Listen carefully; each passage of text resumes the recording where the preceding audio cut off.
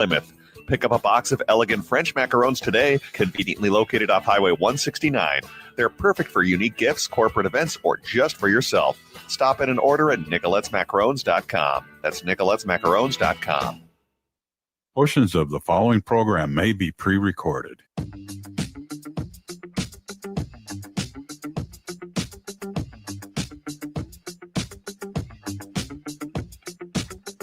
Broadcasting live on AM 950, the Progressive Voice of Minnesota. In the evenings on WCPT 820, Chicago's Progressive Talk. In the nighttime hours in Seattle, 1150 AM KKNW. And, of course, on BAM, Blue Amp Media, blueamp.co on Substack. It is the Matt McNeil Show for your Friday. Good to have you with us.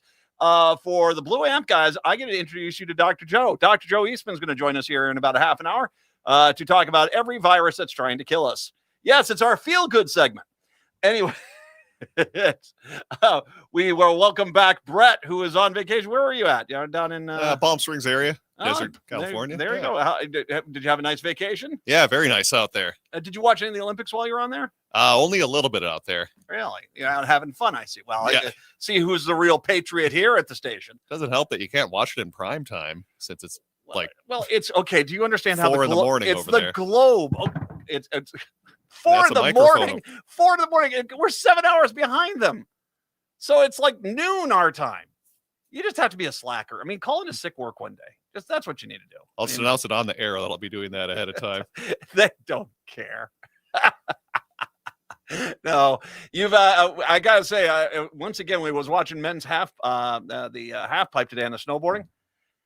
We got all these sports in there because this was supposed to be our X Games guys, and we were supposed to go dominate, and we can't. The best we finished was 8th. We got absolutely creamed again because all those other dudes are out there doing their promotional tour for Mountain Dew, dude. It's balsamic spice, dude, man. Do the dew, really? Balsamic spice. Oh God. Can you imagine how sweet that would be? Anyway. Well, it's nice to have you back. I'll talk a little bit about Palm Springs when we come into the next hour here. I do have quite a few things I need to get to. Of course, you can, by the way, follow me on the social media pages. We do appreciate that. Matt McNeil Show on Substack. You can go Matt McNeil Show over on Blue Sky and Facebook. It is Matt McNeil Show, Progressive Citizen X, and Matthew McNeil 1. Over on Threads, you can find me. Follow me. Why not? I'm good with all that stuff. I'll try to interact with you the best I can, but I'm a 57-year-old man. I am aging out of a lot of this stuff at this point. Let's just be honest about it. Speaking of aging out of things, it was only a matter of time before we had our first pickleball brawl. And here we I'm not joking. This actually they went into town. That's how you sell the sport. There you go. Full contact. Oh, don't give these people any ideas. The Florida couple are facing felony charges after a Sunday morning pickleball game allegedly descended into a huge brawl.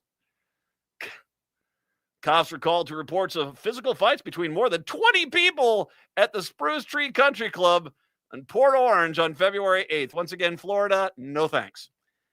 Obscenities were hurled. One person was hospitalized, and even the fire department was in attendance when the chaotic scene unfolded around 11 a.m. on Sunday morning. An affidavit from the Volusia Sheriff's Office obtained by the Independent states that one victim was left with permanent scarring after being hit with a pickleball. Okay. Or punch. It might have been a punch. Anthony Sapenza, 63, and his wife Julianne, 51, were arrested following the altercation and taken into police custody. According to authorities, it all started when Anthony accused his opponents of stepping into an area of the court where people were banned from volleying the ball, known as the kitchen. Do you know any of these terms? I have no idea any of these terms. You're in the kitchen?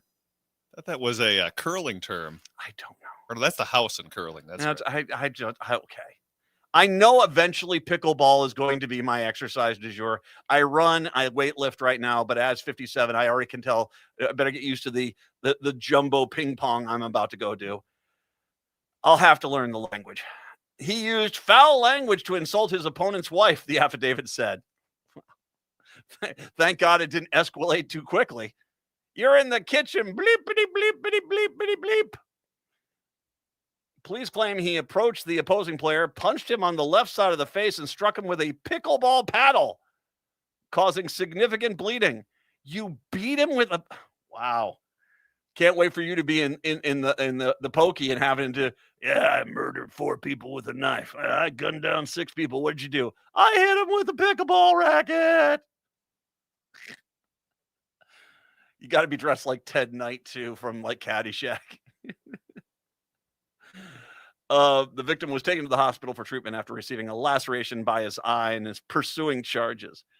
Authorities say that Anthony also pushed his opponent's wife to the ground when he attempted to help her husband and punched a 70-year-old onlooker in the face when he tried to break up the fight, resulting in a pretty profuse nosebleed. A 70-year-old man. Okay. Multiple witnesses spoke to police per the affidavit, stating that they observed the verbal insults and the physical altercation, including the paddle strike and the punching. Well, it is Valentine's weekend, so who doesn't like a little action with the paddle? I mean, and nothing. Happy VD, everybody. The Spazenzias were accused of fleeing the scene, with police tracking them down. Will you tell me you were chasing them in a golf cart? Please tell me you were chasing them in a golf cart. Oh, it was a nearby town, so it was a car. In Ponce Inlet.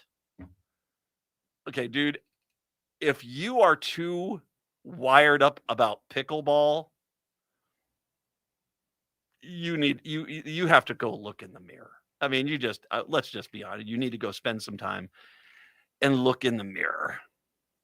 952-946-6205, 952-946-6205. I got to talk a little bit about the economy here, because we did have some numbers came in. The inflation numbers came on in. And they said that inflation was only at 2.4. All right. Once again, this month is not as obscene as past months, but still there's a lot here that doesn't add up. And by the way, there actually was an admission of one of the cost increases is specifically being omitted from inflation numbers, which actually paints a very different picture. I'll get to that in a second. 2.4 was an inflation rate, but when you look at all the stuff here, okay, dairy is down. I'll come back to that. Dairy prices are down, but trust me, that's a double-edged sword. I'll get to that in a second. Fruits and vegetables were less than 2.4. They're at 0.8, but a lot of other things were way higher. And as a matter of fact, cereals and baked products, so processed foods, was 3.3. Food at home was 2.9. So overall, food at home was more expensive. And by the way, food out away from home was 4.0. So I don't know. I mean, if you've got both of those numbers saying they're higher, I don't quite know if dairy is going to be enough to drop that number down. When it came to energy, they were saying it was, only a negative 0.1. But here's the problem with that. Well, gasoline is down year to date, 7.5%. 7.5%. Gas service. So I got natural gas, propane, not propane, but natural gas in my house. My stove, my heater run on that. That's up 9.8, and electricity itself was up 6.3. Electricity overall is up 6.3. And if you think about the usage there, I don't know. How do you get to negative 0.1 if pretty much every other major energy source is skyrocketing high? All items less food and energy were 2.5, so a little bit higher. But once again, the only number that seems to have offset that in any capacity was used car sales. Which, okay, and I know that, in this day and age, people can afford new cars, so they're buying used cars and they're becoming more popular. People that need a car. And most dealerships actually have, they got those used car deals, and they're not bad. But is that enough to offset all the rest of the stuff? Rent of primary residence was 2.8, so that was higher. Maintenance on vehicles, motor vehicle insurance were both way higher. Tobacco is way higher. You might want to avoid that. So, once again, they're saying this number, it's not as bad. I'll be first to say, this is not as bad as last month or November. Both of those numbers made no damn sense at all.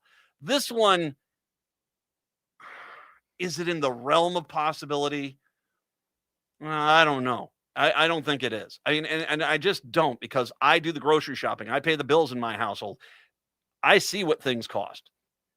And I'm not seeing this massive decrease in affordability. Now, there's a reason for that, and I'm going to get to that right now. Even if inflation pressures have eased in recent months, this is from Axios. Even if inflation pressures have eased in recent months, the high price levels, and by the way, can I point this out? Even Axios is sort of saying, if this is what's actually happening. And by the way, the markets, even though we had lower than expected inflation, they seem to also be waking up to Trump and this whole, they're lying on everything, because they didn't go crazy today. So I think people are starting to see that this might not be the truth. Even if inflation pressures have eased in recent months, the high price levels frustrating customers are evident if you consider how much prices have gone up over the past year. That's where some tariff-related price hikes are evident, even if it doesn't seep into the headline. Beef prices declined 0.9 last month, but they are still up a whopping 15% compared with a year ago. Roasted coffee gained just 0.1% last month, but costs are up 17% since last January. And so when you're factoring this year-to-date stuff, that doesn't make sense. The New York Fed estimated that roughly 90% of the tariff burden fell on U.S. companies and consumers in 2025. They're omitting the tariffs from their financial numbers on inflation. What was it? $2 billion have been raised in tariffs. That's a tax on American people. They're not including that in the price of food and all these things. That is driving up the price of things. So basically, it's like saying, well, we know what the actual price is, but we're actually going to insist that it's not that, it's cheaper, and then we'll gauge it from there. So that is why. I mean, there's a big red flag there. The fact that the administration is removing the tariff costs from their inflation numbers, well, yeah, it's easier to paint a rosier picture, but even still, I don't know if those numbers are true. The dairy prices. Economists say U.S. dairy exports are not enough to boost dairy prices because of the higher production. Danny Munch of the American Farm Bureau Federation said that milk production grew more than 100 in November, and that was down $4 since January of last year. So milk prices are actually way down, which is, to a point good. We talked about that with that. But the problem is that the dairy farmer can't make any money because their prices are so low, and we've maxed out our export ratios. We can't export. We've maxed it out. I mean, on dairy. So yeah, we basically are stuck with the rest of the dairy product. You can't put it under a shed like soybeans or corn and just, sell it a few months down the road. So yeah, are things cheaper on dairy? Yeah, but the farmers are getting absolutely creamed. And by the way, the U.S. just added 1,500 jobs a month for the last year. That's not good either. More when we come back. It's the Matt McNeil Show. At cause-cart.com, every purchase supports makers, artists, and social impact brands, creating a ripple of good with every gift you give. From handcrafted jewelry and self-care essentials to one-of-a-kind art, find something beautiful that gives back. Shop with heart this Valentine's Day at cause-cart.com, where every gift tells a story of love and impact. And right now, CauseCart is offering free local delivery in Hennepin, Ramsey, and Washington County until February 13th. Just choose Pickup Option at checkout to take advantage of this complimentary delivery option. When you shop with CauseCart, you're supporting artists, nonprofits, socially conscious businesses, and yourself. Every item reflects a commitment to positive change. CauseCart uses biodegradable and recyclable packaging and invests in carbon credits. Shop with heart this Valentine's Day at cause-cart.com, where every gift tells a story of love and impact. AM 950 would like to thank everyone who joined and donated during our winter membership drive. Your support shows that Minnesotans still value an independent progressive radio station that delivers facts, not spin. AM 950 is locally owned, based right here in the Twin Cities, and dedicated to uplifting small businesses and diverse communities. At a time when some voices are being pushed aside, AM 950 refuses to be silenced. Please help keep progressive radio on the air. Visit am950radio.com and donate today. Celebrate Valentine's with the perfect musical. The Chameleon Theater Circle is proud to present I Love You, You're Perfect, Now Change. Bright, sexy, witty, and fun, this show will appeal to anyone who has ever fallen into the deep end of love and come up gasping for air. Shows run 3 weekends starting February 13th at Inver Hills Community College. Just Google Chameleon Theater to see times and reserve tickets. I love you. You're perfect now. Change with the Chameleon Theater Circle. Get your tickets now. At Woodland Stoves and Fireplaces, our job is to help you find a place for fire. Our displays include over 180 models in diverse styles, and we have over 35 burning displays. Come and experience the glow and warmth of a live fire. Some say there are only 2 seasons in Minnesota, road construction and winter. Hi, this is Laura, and I agree there are 2 seasons in Minnesota, summer and fireplace season. I bought my wood stove for Woodland Stoves and Fireplaces in 2005, and every season after summer comes the time when we fire up the wood stove, get out our favorite music, and discover the warmth of fire. Our dog Pumpkin remembers the fire too. He stations himself right there, legs up in the air, just enjoying the warmth of the fire. With the wood stove, we are able to keep the main area of the house toasty warm, while the thermostat is set at an energy-efficient 64 degrees. Discover your fireplace season. Visit Woodland Stoves and Fireplaces today. Woodland Stoves and Fireplaces, out of the ordinary products and services since 1977.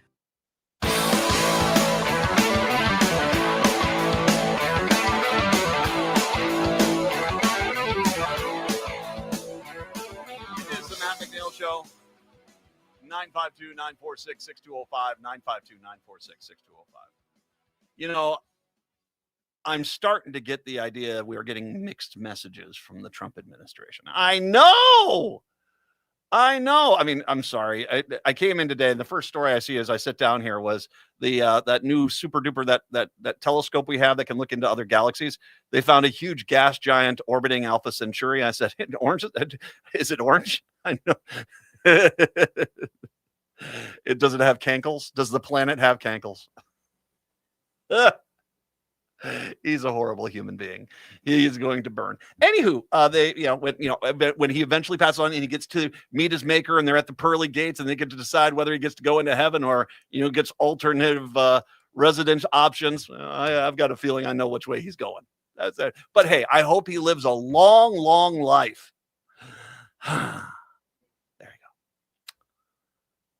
He did something goofy again today. Now, he issued some pardons for 5 former NFL players on Thursday, with the White House pardon czar, Alice Marie Johnson. Pardon czar. Does she take tips? Does she like your server at a restaurant, and she comes with that little contraption here, and it's like, do you have your card? Let's just insert this. There's just going to be a message on the screen here. If you could just do that and then sign at the bottom, that'd be great. Thank you.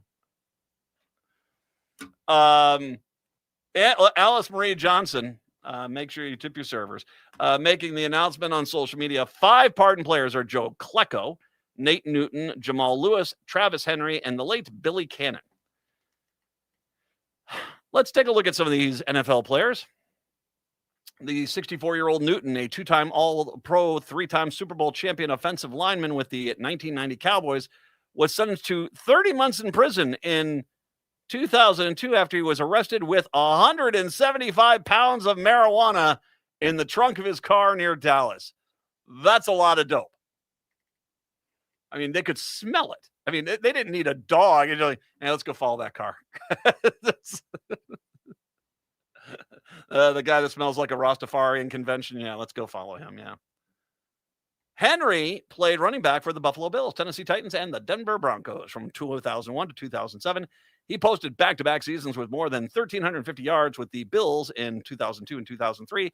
The 47-year-old received a 3-year prison sentence in 2009 for financing an interstate drug ring. Okay. Yeah.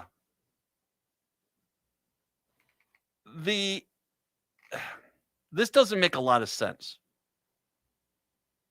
Oh, Lewis, by the way, 46, pleaded guilty in 2004 to using a cell phone to try to set up a drug deal and was sentenced to 4 months. He played running back for the Baltimore Ravens and Cleveland Browns in his 10-year career. 3 of these guys that he just pardoned were involved with drug dealing, cartels, stuff like that.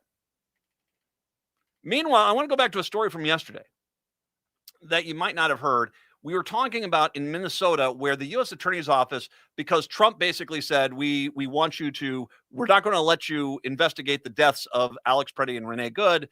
No, we're going to tell you that you need to basically go on out there, vilify the protesters, prosecute them, even though they didn't do anything wrong, prosecute Renee Good's wife and all these things, and all these other horrific orders that came on down from the worst attorney general in the history of mankind, Pam Bondi. Well, most of the attorneys have left. They're not there, and it's creating major problems. The Star Tribune identified 6 federal criminal cases tossed at the request of prosecutors at the U.S. Attorney's Office in St. Paul as they grapple with over a dozen resignations and a soaring immigration caseload.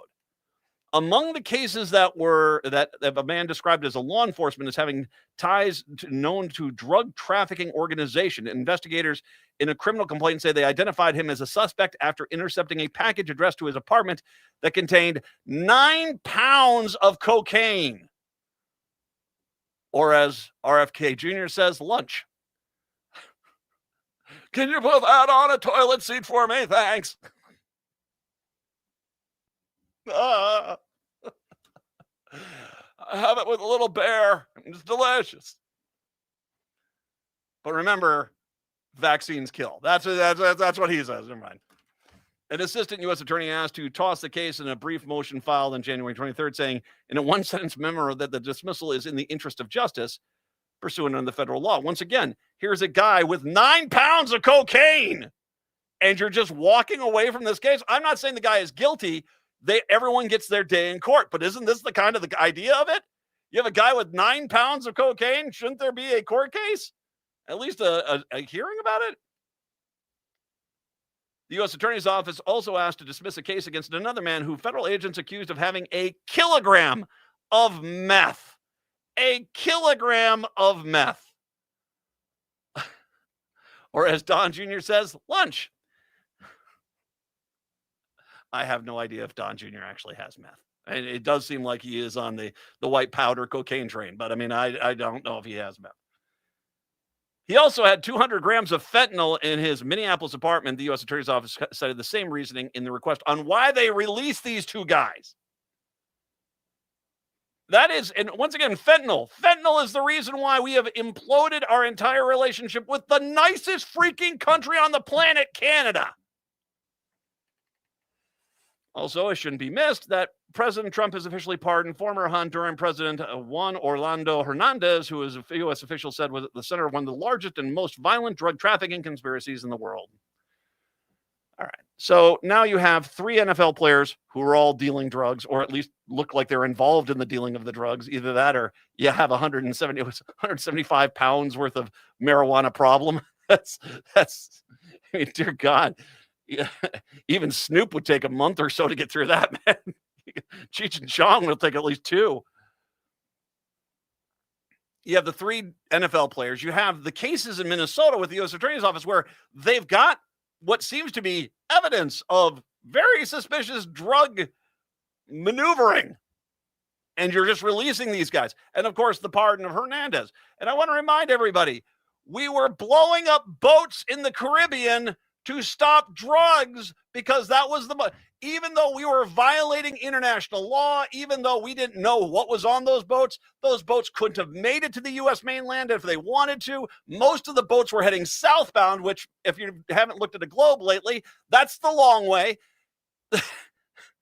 We were blowing these boats up in the water because we got to stop drugs, even though we had no idea if there was even drugs there. And we even double tapped some of these guys because drugs, right? We invaded Venezuela, which is going to be somewhat pricey because of drugs, right?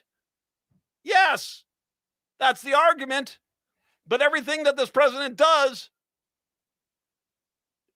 seem to be too concerned about drugs, does he? So I wonder what really is going. Oh, okay. Oil revenue from Venezuela will no longer be deposited in an energy account over in Qatar. The account was set up in Qatar, controlled by U.S. government for the whole time. The land and the money in it. They'll send the money from there eventually down to Venezuela. Eventually. Now we have an account in the U.S. Treasury. So they basically are putting all the money from the Venezuelan oil into these sketchy bank accounts. I don't think Venezuela was about drugs, was it? It wasn't. Yeah, exactly. Dr. Joe, when we come back, it's the Matt McNeil Show. Join me, Tom Hartman, where smart people get their news. The Tom Hartman Program on AM 950, KTNF, St. Louis Park, Minneapolis, St. Paul, the progressive voice of Minnesota. Greg Bakken here. Like you, I love good, fresh, delicious food. So I want to tell you about this treasure in Roseville called Maverick's Real Roast Beef. Maverick's has the best roast beef sandwiches I've ever had. Made fresh every order. Add fries or onion rings dropped in the fryer when ordered, and you have a winning combination. Maverick's Real Roast Beef has a lot more than roast beef, so check out their website, mavericksbeef.com, or check out their restaurant on Lexington in Roseville.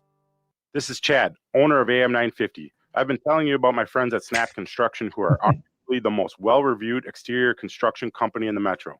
Don't just take my word for it. Take a look at all their reviews online. Winter is the most cost-effective time of the year to complete your construction project. The majority of Minnesotans choose to have their work completed on their home in the summer when they should be enjoying the weather. As a result, the demand for labor in the summer is much higher. The most cost-effective way to improve or restore your home is in the winter due to the lower demand. Right now, Snap Construction is offering an additional 30% off of labor to the AM 950 listeners on your next construction project between now and the end of February. Call 612-333-SNAP and mention AM 950 for an additional 30% off. As always, Snap Construction stands by their work with a lifetime craftsmanship warranty. Don't wait to get a free estimate by calling 612-333-SNAP or find them online at snapconstruction.com. Financing options available. This is AM 950, the progressive voice of Minnesota. Hey, it's Patrick for Zero Res. February is the month for love, so when was the last time you gave your carpet the love and attention it deserves? Maybe you've been procrastinating on the holiday post-mortem cleanup at your house. Are you worried if you got down on your hands and knees what you might see or smell? Not only is your carpet one of the biggest investments in your home, but it's also the largest air filter in your home. And what's worse, you're going to be stuck inside breathing this nasty stuff for months. Lucky for you, Zero Res is going to spread the love to you and your home. This month, get 3 rooms of carpet clean starting at just $119 and take $75 off your air duct cleaning. Call my friends at Zero Res right now, 952-ZERO-RES, or go online to ZeroResMinnesota.com and say you want the AM 950 special. A 4.9 rating on Google reviews and over 21,000 satisfied customers can't be wrong. Backward or forward spells the same. Zero Res. With your AM 950 weather, I'm Brett Johnson. Look for sunny skies today with a high near 48, tonight clear with a low around 29, and Saturday sunny with a high near 50. You can discover macarons like you've never tasted before at Nicolette's Macarons in Plymouth. Pick up a box of elegant French macarons today, conveniently located off Highway 169. They're perfect for unique gifts, corporate events, or just for yourself. Stop in and order at NicolettesMacarons.com. That's NicolettesMacarons.com.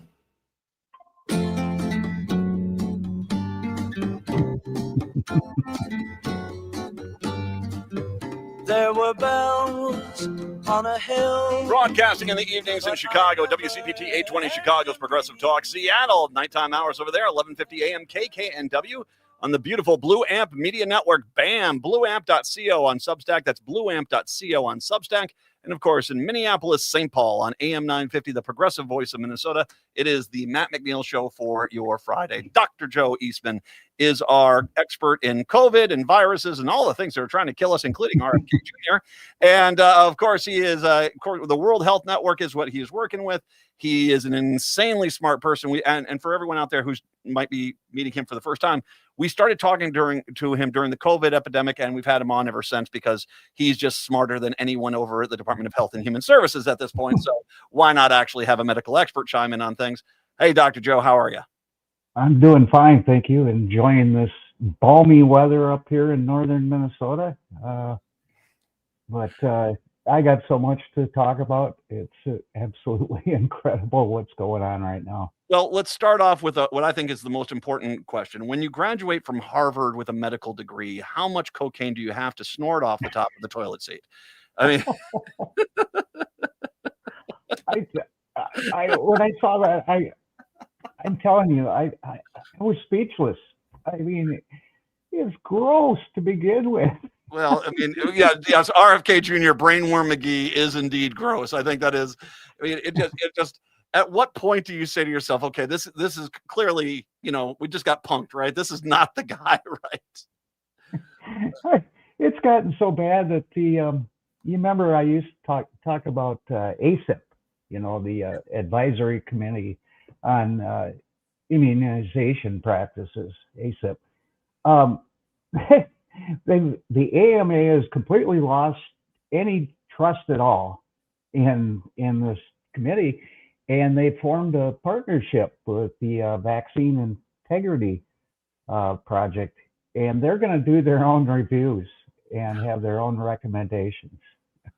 Well, and I saw today that they shot down one of the flu vaccines. They don't even want to look at the flu vaccine because I guess they're pro flu now. I guess, in the same sense they're pro measles and all this stuff.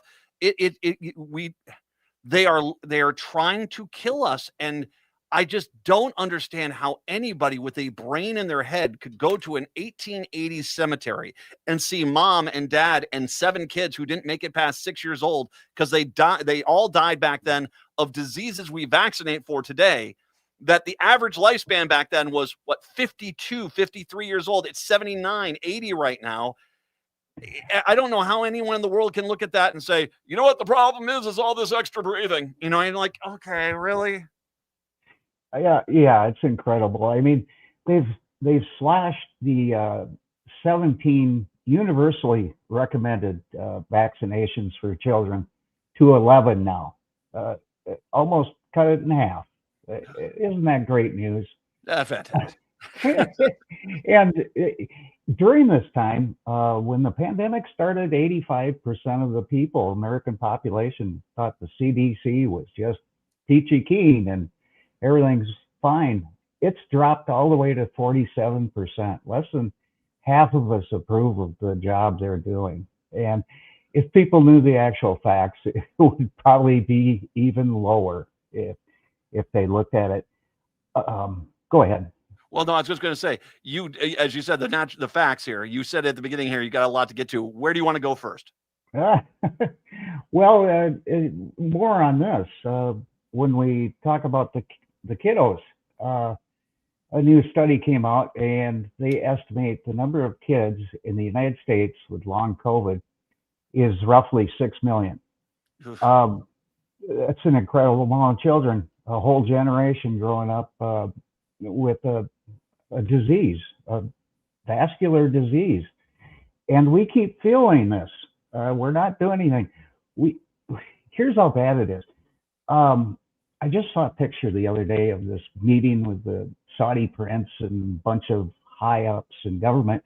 And you look in the background, every one of those people have a mask on.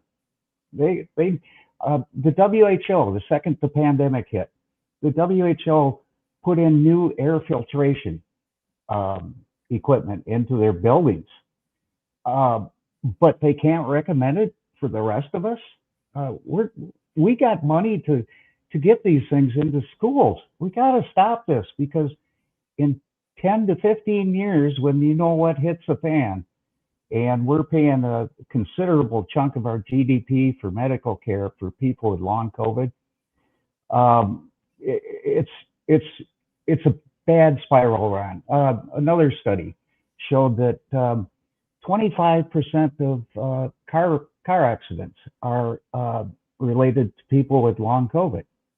25% of all car accidents, people that have a car accident, they can test them at that point, and they're finding a quarter of the people in car accidents have long COVID? Yep. You can see it in the driving behavior. I don't get out a lot, but I can tell things have changed in the last 6 years. Okay, you'll have to explain that a little bit. So how is it people weaving in lanes and stuff like this? I mean, because and for a lot of people out there that might not know, we talk about this because no one else is freaking talking about this. This long COVID is a huge freaking problem.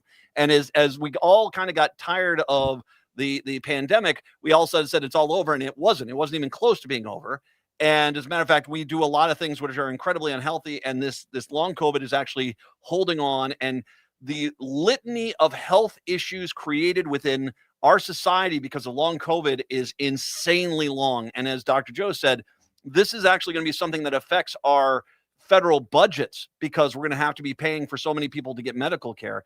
How does it, is it, like I said, lightheadedness? They're not focusing on the road. Is it, Yeah. Is that it? You're spot on. It's called driving under the cognitive influence of COVID-19. And they did an odds ratio, and it was a 25% increase in accidents caused by people under the cognitive influence of COVID. So is it 25% of the accidents or just a 25% increase in COVID accidents? A 25% increase in COVID accidents. Okay. Related. It's not good, but it's better than 25% of all accidents being COVID related, for goodness sakes. Well, it's comparable to driving under the influence of alcohol. Yeah. Very similar thing. So both of them are equally dangerous. And these people we got people running, power grids and doing medical procedures and all these different things when their brain is not completely there. It's so sad to see. And like I say, the estimates for the whole country are 40 million, but I think that's vastly underestimated, just like the 6 million for the children, because it's hard to diagnose kids. They just grew up with this and they think, oh, this is how I'm supposed to feel. And it's not.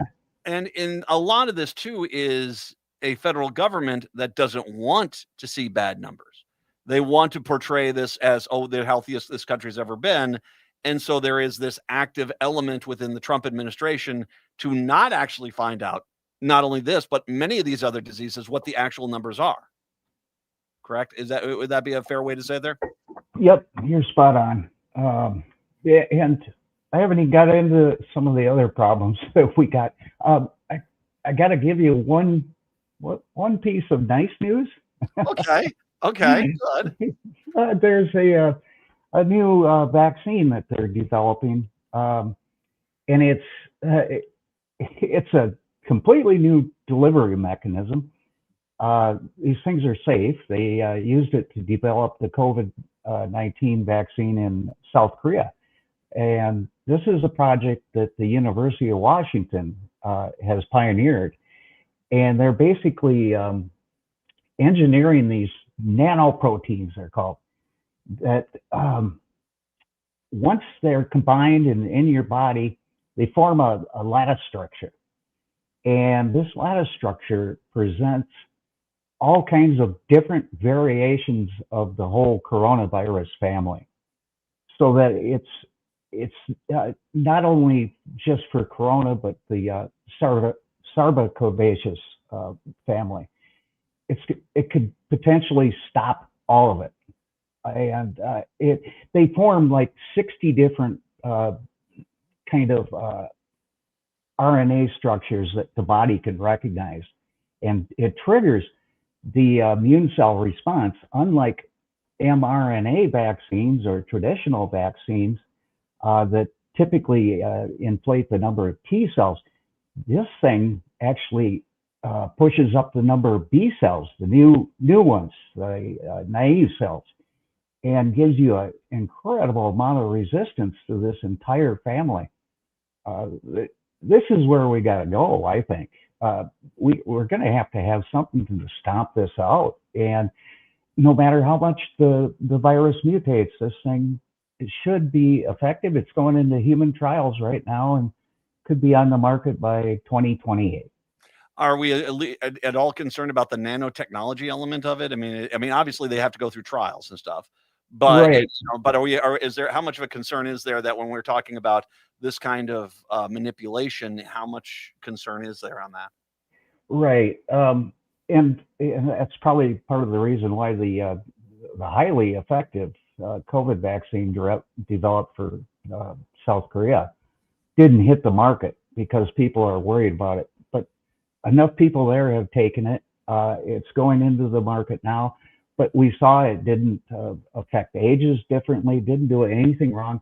And these things are not lipid nanoparticles or viral vectors or virus-like particles. They are purely protein-based, fully recombinant, and they're non-replicating or infectious. So it's a totally different way of doing things, and I'm really excited about it. By the way, I should mention here that Dr. Joe, he's got a great newsletter up on Substack that you need to be following there. We are on the Substack network with Blue Amp, so hopefully we'll get a bunch of people to jump over there. I'll post a link to it on all the social medias a little bit later on. All right, so a little positivity there, but we got a lot more negative to get to. I'll be under the desk here before too much longer. What's the next worst thing that you got for us? Let's move on to bird flu. Maybe that's a good idea. I haven't had a chance to talk about catch up with how's bird flu doing nowadays. It's become I call it a global pandemic for the birds. What people don't realize is a recent study just came out, and it shows how the bird population, the demographics are completely changed right now. Due to H5N1 infections. It's really scary. This is going on all across the globe, not just in the United States, but in the United States, after the CDC just released a paper showing how good the surveillance system was in I believe it was South Korea, picking things up. They don't follow their own recommendations of this paper, and recent analysis of nationwide of the milk supply showed that we're underestimating the number of herds infected by about an order of magnitude. So we got roughly 800 or so herds that they've identified. It's probably 8,000. That's how serious it is. And it's going to eat, according to recent estimates, roughly 25% of the gross domestic product from dairy. It's going to put a dent in the U.S. GDP of around 1%. That's how serious this thing is. Well, and I should mention for everyone out there before we go into the break here, the reason why we're talking about cattle and stuff is that bird flu, although it is bird flu and is wiping out turkey and chicken populations as well as wild birds across the globe, it also can transmute to other mammals. And even as we're on the verge of it transferring to other humans. And once it starts going human to human, we're in real big trouble. But there's a lot of the humans that are getting it that are dealing with cattle, pork, other livestock, and that's where that problem is coming from. So this is not good. Dr. Joe Eastman joining us. We'll come back, talk a little bit more on bird flu. We got to get to measles at some point here and other things that will scare you for your Valentine's weekend. It is the Matt McNeil Show. And I tried to fight, and I tried to hold on. It's no secret that medical care costs are soaring, with nursing home and skilled nursing care costs being some of the highest. You don't have to deplete your savings in order to receive long-term care. At Schroman Law, we work with families to develop and implement strategic planning for medical assistance for long-term care, for assisted living, nursing home care, or home-based care. Contact us today to schedule a free consultation at schromenlaw.com. That's SCHROMEN law.com. This Valentine's Day, give the gift of reading at Next Chapter Booksellers. Whether you're trying to survive Trump administration 2 or seeking something cozy, they've got you covered. Their newest nonfiction table offers books to channel anxiety into action. While for something lighter, check out their Japanese and Korean healing fiction, or explore their upsetting shelf of surreal, strange novels. Next Chapter Booksellers can help you find the perfect gift for Valentine's Day, whether to inspire, comfort, or escape. Located off Snelling and Grand in St. Paul, more at nextchapterbooksellers.com. Blue Man Group's North American Tour is coming to the State Theater February 13th through 15th. Dive into the thrilling Blue Man Group experience, a blend of captivating music, interactive art, and audience engagement. Blue Man Group creates a fun, disruptive, and out-of-the-ordinary atmosphere that exhilarates the senses and uplifts spirits for audiences of all ages. Tickets are on sale now at hennepinarts.org. Hey, Francois, what are you making? Bonjour, Laura. Je fais une carte de Minnesota en macarons de Nicolettes. You're making a map of Minnesota out of macarons from Nicolettes? Why? C'est pour la Saint-Valentin. Oh, for Valentine's Day. And who's it for? Tout le Minnesota. All of Minnesota? That's so sweet, Francois. Je t'aime Minnesota et je t'aime Nicolettes. I love Nicolette's macarons too. Share the love at nicoletsmacarons.com and happy Valentine's Day, Minnesota. Hi, this is Frank Brown of Minuteman Press Uptown with a question for our listeners. How important are business values to you? When you need high-quality digital print, it matters who you work with. You see, Minuteman Uptown is unique. We're one of the only union print shops in Minnesota providing our team with living wages and benefits. We believe in second chances for justice-impacted individuals who want to contribute to the community, and we are active in local issues. We've been in the streets standing up for racial, social, and economic justice. At Minuteman Uptown, our mission is to connect all communities through technology-driven print solutions. An example of that mission is when I moved Minuteman Uptown to North Minneapolis. We're invested in this local community, and we help small businesses and local organizations throughout the Twin Cities reach their audiences. Reach out to Minuteman Uptown and partner with a printer that shares your values. Call us today at 612-870-0777 or visit us at mpuptown.com. That's mpuptown.com.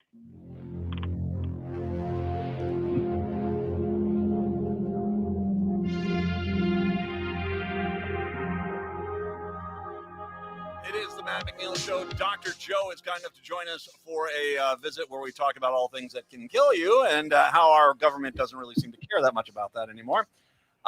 We were talking about bird flu. Now, you and I think it was maybe 2.5 years ago, we started talking about bird flu because at that point there was like 6 stages of evolution that the bird flu virus had to go through before it all of a sudden became where it was transmissible to human. The last time we checked, I think we were down to maybe 1.5 steps left. Has that gotten closer? I mean, how concerned are they anywhere on the planet that bird flu might actually be going human to human now? It's a big threat. We have the main one, the PB2 protein adjustment. That is pretty much in place, and that's the one that allows it to spread to mammals from the birds. But that doesn't make it possible to be airborne, essentially, efficiently. So we got a couple more steps to get that down. One of the main ones is where it binds to your tissue, basically the sugar parts of your molecules, your lungs and whatever. Once it gets that one, then we're in big trouble. The other thing people need to realize is H5N1, that's not the only player in the game. There's one called H5N5 that recently happened in the United States and led to a fatality. We have zero resistance to the H5N5 group. There's also H9N2 and H10N3 that are popping up all over in China. That they've had, like, I believe, over almost 30 cases of this stuff infecting humans. Keep your eye on China because the way their society is encroached on agricultural lands, nesting, and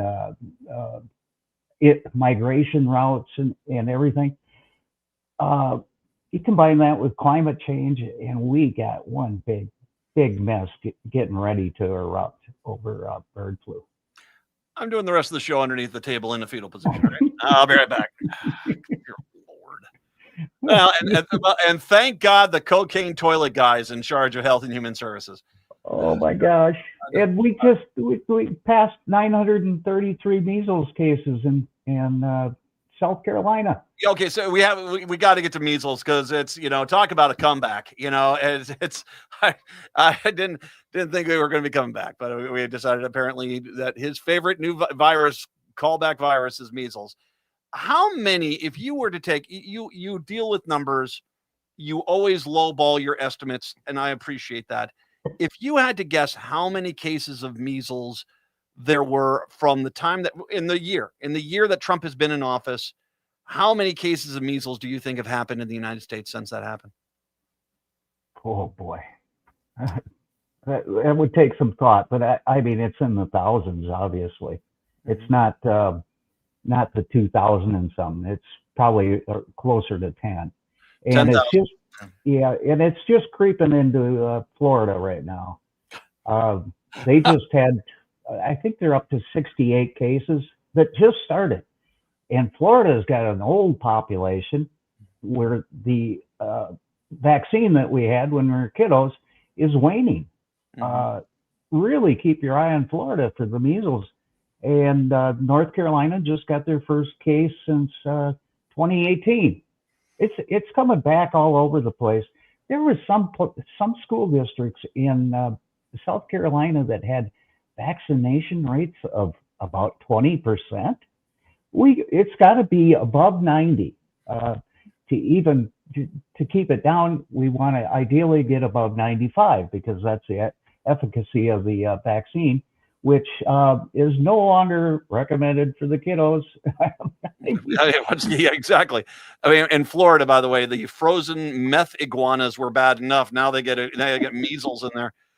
How bad is it? I mean, I keep asking myself, how many kids actually have died that we're just not hearing about because the federal government, when they had those kids die, I think it was in Texas, they were almost infuriated that people found out about this. And considering they alter every other statistic that comes out, I have zero doubt that there are people dying of measles and they're doing everything in their power to keep it quiet. Yeah. What a reactive species we are, because South Carolina has taken up that vaccine like it's water. These people, it took this to occur to provide the impetus to move forward and get your kids vaccinated.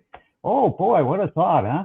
And they're thinking of going back to getting rid of, in South Carolina, the religious exemption for vaccines. These are coming from Republicans. That's how freaked out they are. And that's a big Republican state. I go down there quite a bit. It's a big Republican state.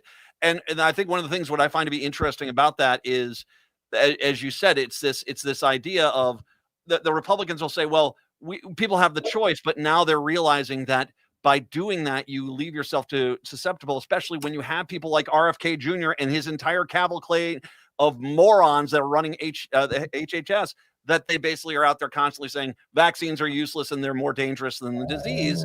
And I think we're getting that it's there. Is that the puppy growling? Yeah, you can hear that. Yeah. Oh I thought it was either Dr. Joe's hungry or he's got the puppy there. Both. Yeah, it's crazy. By the way, South Korea also made the news because they had a huge outbreak of African swine flu fever in their pigs. So there's another one to think about. Right now pork's pretty darn cheap. This thing spreads, it's not going to be cheap anymore. Right? All this stuff works together and feeds back on each other. If it comes across America, it's just going to wipe out everything. All right. One last thing here. How are you at with the Timberwolves, man? You think the T-Wolves are going to do good this year? We got to be quick about this, but how are you feeling? We'll be in the finals, in the Western Conference Finals again. It's this time of year. Everybody's playing their best hoops, and that's how you get beat by teams that were horrible at the start of the year. Dr. Joe is a massive Minnesota Timberwolves fan. We'll usually talk a little bit more about this in another time. Dr. Joe, once again, I will drive people to your Substack page. Follow the newsletter there. It is incredibly important, and it's one of the few places you're actually going to get real medical news. Dr. Joe, great to see you. Thank you very much. I appreciate the time. Thank you so much, Matt. New Substack coming out this weekend. So, all right. Chicago, Seattle, talk to you on Monday. Minneapolis, St. Paul, hour 2 up next. AM 950 would like to thank everyone who joined and donated during our winter membership drive. Your support shows that Minnesotans still value an independent progressive radio station that delivers facts, not spin. AM 950 is locally owned, based right here in the Twin Cities, and dedicated to uplifting small businesses and diverse communities. At a time when some voices are being pushed aside, AM 950 refuses to be silenced. Please help keep progressive radio on the air. Visit am950radio.com and donate today. This Valentine's Day, give the gift of reading at Next Chapter Booksellers. Whether you're trying to survive Trump administration too, or seeking something cozy, they've got you covered. Their newest nonfiction table offers books to channel anxiety into action. While for something lighter, check out their Japanese and Korean healing fiction, or explore their upsetting shelf of surreal, strange novels. Next Chapter Booksellers can help you find the perfect gift for Valentine's Day, whether to inspire, comfort, or escape. Located off Snelling and Grand in St. Paul, more at nextchapterbooksellers.com. Come on, you know it's true. Work is almost bearable when the Stephanie Miller Show is on. AM 950 KTNF, St. Louis Park, Minneapolis, St. Paul, the progressive voice of Minnesota. AP News. I'm Ed Donahue. At midnight, funding runs out for the Department of Homeland Security. Talks with the White House have stalled, and members of Congress are heading out of Washington for a 10-day break. President Trump says he is involved in the talks. I am here to protect law enforcement and our great police and ICE and Border Patrol and everybody. I'm here to protect them because they're protecting us. And the job they've done is incredible. House Minority Leader Hakeem Jeffries says he is ready to talk. I'm here, ready, willing, and able to have a conversation with anyone, anytime, any place. That's always been the Democratic posture. Mike Johnson has once again sent House Republicans home. The shutdown will be limited to DHS agencies, including ICE and Customs and Border Protection. Workers could miss paychecks if it drags on. Outside Washington, a Brazilian au pair, Juliana Perez Magalhães, got the maximum 10-year sentence after confessing to scheming with her lover to kill his wife and another man. I know that my remorse cannot bring you peace.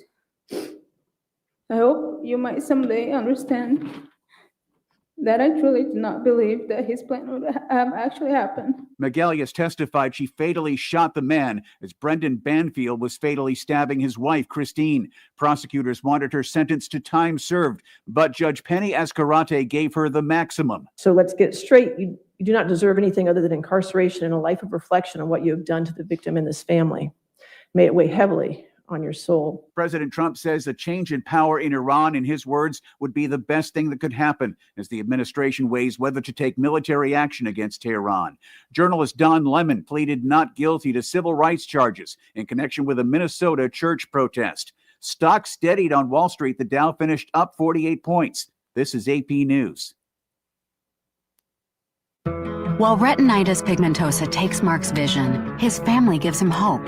Whether at the family business or at home with his wife and sons, he knows he's not fighting alone. For 50 years, the Foundation Fighting Blindness has funded research into treatments and cures for blinding retinal diseases, providing hope to people with vision loss. And for Mark, winning the fight means being there for his family. The Foundation Fighting Blindness. Together, we're winning. Help us end blinding diseases at fightingblindness.org. Amy Cox did something smart. She saved hundreds on auto insurance switching to Progressive. And with that money, she decided to treat herself to an anti-aging red light mask. Will she look like a horror movie villain every night? Yes. Will her boyfriend Kevin be scarred for life? That's certainly a risk. But it's Amy's savings, and if she's willing to risk her relationship for smooth, wrinkle-free skin, well, bye-bye, Kevin. Switch and see if you could save with Progressive and treat yourself. Progressive Casualty. Peace of mind shouldn't cost a fortune. We keep things simple at Schroman Law because we believe planning for your estate and end-of-life care shouldn't be stressful or expensive. Every client relationship starts with a free consultation so clients have the information they need before making important decisions. From there, we work closely with clients to ensure they are choosing the most efficient and cost-effective plans for their specific needs. Schedule a free consultation today at schromenlaw.com. That's SCHROMEN law.com. In today's uncertain times, Woodland Stoves and Fireplaces believes that a fire can add comfort and security to your life. At Woodland, our mission is to connect you to a place for fire that works. Woodland Stoves and Fireplaces installed our wood stove years ago, and we still love it. Watching the fire, feeling the heat, is a joy we experience every day. And knowing we have a reliable heat source makes us feel snug and safe. There are many choices in wood, gas, or electric. For diversity in styles, at Woodland Stoves and Fireplaces, we display over 180 models, and 35 of of these are burning displays. You can experience the glow and warmth of a live fire. Whether wood, gas, or electric, find a fire that warms your heart, a fire that adds comfort and security to your life. See the many choices at Woodland Stoves and Fireplaces, located on the corner of East Franklin and Riverside Avenue in Minneapolis, and online at woodlandstoves.com. Woodland Stoves and Fireplaces since 1977. For over 48 years, our slogan has been, out of the ordinary products and services. Our mission is to get you a fireplace that works in your life. With your AM 950 weather, I'm Brett Johnson. Look for sunny skies today with a high near 48, tonight clear with a low around 29, and Saturday sunny with a high near 50. You can discover macarons like you've never tasted before in Nicolette's Macarons in Plymouth. Pick up a box of elegant French macarons today, conveniently located off Highway 169. They're perfect for unique gifts, corporate events, or just for yourself. Stop in and order at nicolettesmacarons.com. That's nicolettesmacarons.com. Portions of the following program may be pre-recorded. Hour number 2 of the show here. Matt and Brett in today on your Friday. Broadcasting on AM 950, the progressive voice of Minnesota. And, of course, on BAM, Blue Amp Media at blueamp.co on Substack. Brett, I'm not sure what happened here, but apparently not only did we not win gold, we did not even medal in the men's figure skating final. But it sounds like it was an absolute mess. I'm going to try to figure out what happened. It sounds like a Russian judge kind of mess thing. No, it sounds like the ice that they never once went out and fixed the ice, even though it was all divoted up. And all the top skaters, the last skaters, which were all the best ones, were all falling all over the place apparently. And so Kazakhstan wins the gold. And the rest of the skaters who was nowhere near the podium, if I remember correctly, at the end, and all the other skaters fell well behind because they kept falling and stuff. Oh, yeah, that's going to cause some controversy. I'll see if I can find out more about You this. think they could just resurface the ice between? They do it twice in a hockey game, for God's sakes. And they go on out there and they fix up the goalie. Apparently, that's a little too expensive for the Italians to do that. Well, they barely finised that hockey rink, so well, for the course. It's not like, and I'll get into something else here in a little bit with skating. It's not like one of the other, the expected winners won it. No, this was a guy that was completely off the table and he wins it. And everything I just saw there says this was crazy. I don't know. I didn't see it because I don't know if you know. I'm doing this freaking show, but I'll try to figure out what happened here on this. I wanted to mention, you were down in California. When you were down there, how is Minnesota, kind of being talked about? And is it resonating down there? I've seen a lot of protests everywhere. Everyone's protesting everywhere. That's kind of Trump's America. But, when you're in Palm Springs, that's a little bit more of a Republican area. I think, isn't that a little bit more right? Oh, like a lot of kind of suburban areas used to be red, but now it's pretty solidly blue. So what did you see down there when you're in California? Yeah, it's definitely a blue area down there. Didn't see a lot of talk about what was happening in Minnesota or necessarily with ice or anything, which kind of surprised me since California has been hit hard. But I do know from some of the restaurants and landscapers down there that they're definitely short-staffed. So even though they don't have quite the same presence they have here in Minnesota, it's still having an impact on their service industry down there. Are they on alert down there for them? Are they keeping an eye out for them? Not that I've seen. No, didn't really see anyone with whistles or anything. So yeah. I think you're going to see a lot of people nationwide kind of adopt this. We're going to keep track of where people are at, and people are going to know where these people are at, so that people can radicalized by basic decency. I guess I saw that shirt and I love that shirt. Radicalized by basic decency. It is going to be interesting to see how it plays out. It does surprise me because California has been also one of the states targeted by Trump that you haven't seen. There wasn't more of an awareness of the knowledge of what's going on. It could have been just the area too, or maybe they're targeting LA a little bit more in that area than kind of the valley down in California. But I definitely heard, though, it's impacted staffing at a lot of those places there, though. Yeah. It doesn't surprise me. I think the really Republican areas, to a point of the state, they avoided it, unless it could be up like Brainerd, where Crow Wing County up that way, where they're basically wanting to, strap on the knee pads for Trump anytime they can up there. So they sacrifice their own restaurants and stuff. I got a story about this in Worthington out in the southwestern part of the state. Coming up here in a little bit, but no, I think we're going to see how this is Minnesota showed how you fight back against this stuff. And it's not about violence, and it's not about, burning buildings or things like this. It's basically about sitting in there and saying, no, we're decent human beings and you're not. And showing the world. Apparently, I was reading an article about was the thing on Kristi Noem, that there's a long story on Kristi Noem. And apparently Trump was livid, and that all these videos after Preddy's death were coming out to contradict their story, because as Trump was saying, we look like idiots here because we went out with the narrative. And I kind of got the impression ICE was supposed to confiscate all those cameras, weren't they? Well, it's kind of hard to do that if you're broadcasting live, like live on Facebook or something like that. Yeah, absolutely. They were seizing all of those were people with cameras when they were by Alex Preddy. We saw those videos where they were going and harassing people that were videoing.